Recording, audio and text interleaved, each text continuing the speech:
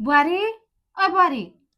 होइन अहिलेसम्म उठेकी छैनस् अनि घाम माथि आइसक्यो त अनि के हो तेरो पारा बर्खा लागेको छ सबैका खेतमा छन् है तँलाई लाज हुँदैन अलिकति ओछ्यानमा छे हो अनि कस्तो लाज पछि के हो केटी छे म त कुन दिनमा ल्याएछ यो केटोले यसलाई लवस्तर नि हजुरआमा आइहाले नानीले रातभरि हेर्नु झगडा गरेर सुत्नै दिन बिहान पख त भुसुकै निदाइहालेछु बो नाटक नगर्दै सबै थाहा छ मलाई त कस्तो छेस् भनेर यति बेला उठेर भुइँया लाउँछे उल्टै मसँग मुखै लाग्दो रहेछ है छाडा अहिले नानी नन्दलाई ढिलो हुन्छ कलेज जान छिटो भान्सामा छिर यति बेला उठेर राम्रै गनगन गर्दै रहेछ छाडा आमा सके जतिर भ्याजे त मैले सबै काम गरेकै छु त मलाई किन तपाईँले यति साह्रो गर्नुहुन्छ बो धेरै नाटक नगर ढङ्गसँग केही छैन ढङ्ग मरु कसो गरौँ यसो बिहान उठेर यसो खोले पानी बनाऊ गाईलाई पकाएर उ गर्छन् कि बनो दिन्छन् कि बनो छैन यसो आगो फुक्ने हुन्छ नि एउटा छोरी मान्छे बुहारीको काम के हो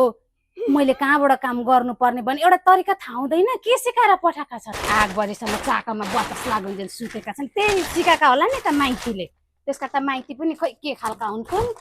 छक्क पर्छु म त पाइला त्यहीका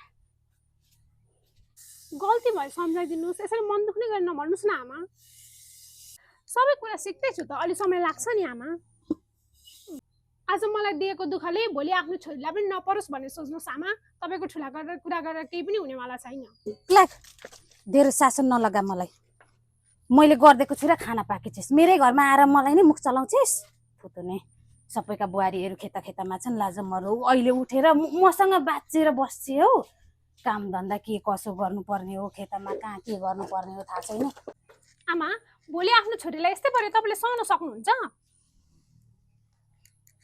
मेरो ठाउँमा आफ्नो छोरीलाई राखेर हेर्नुहोस् सायद सबै बुझ्नुहुनेछ होइन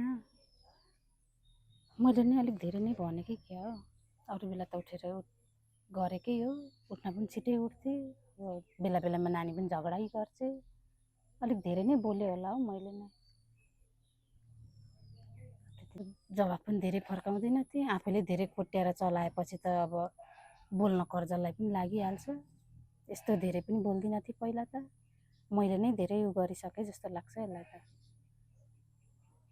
अब उमेर छ बेला छ सुत्छन् नि सुत्न त उठ्न मन लाग्दैन केटाकेटीले रातभरि दुध चुस्छन् हैरान लाउँछन्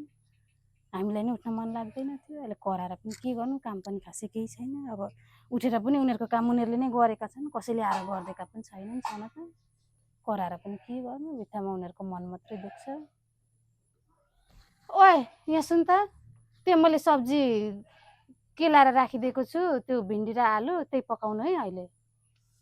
ए हुन्छ आमा म त्यही पकाउँछु